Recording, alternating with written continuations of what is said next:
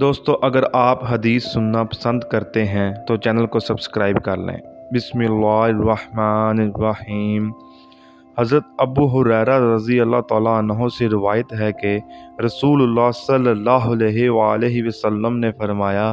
اللہ تعالیٰ فرماتا ہے کہ جس نے میرے کسی ولی سے دشمنی کی، اسے میری طرف سے اعلان جنگ ہے،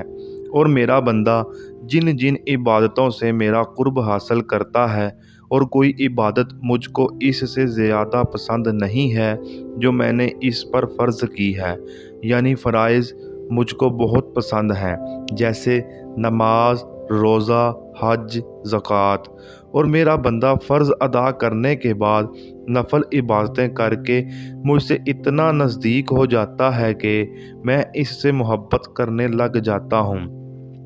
پھر جب میں اس سے محبت کرنے لگ جاتا ہوں تو میں اس کا کان بن جاتا ہوں جس سے وہ سنتا ہے، اس کی آنکھ بن جاتا ہوں جس سے وہ دیکھتا ہے، اس کا ہاتھ بن جاتا ہوں جس سے وہ پکڑتا ہے، اس کا پاؤں بن جاتا ہوں جس سے وہ چلتا ہے، اور اگر وہ مجھ سے مانگتا ہے تو میں اسے دیتا ہوں۔ اگر وہ کسی دشمن یا شیطان سے میری پناہ مانگتا ہے تو میں اسے محفوظ رکھتا ہوں، اور میں جو کام کرنا چاہتا ہوں اس سے مجھے اتنا تردد نہیں ہوتا جتنا کہ مجھے اپنے مومن بندے کی جان نکالنے میں ہوتا ہے۔ وہ تو موت کی باوجہ تکلیف جسمانی کے پسند نہیں کرتا، اور مجھ کو بھی اسے تکلیف دینا برا لگتا ہے۔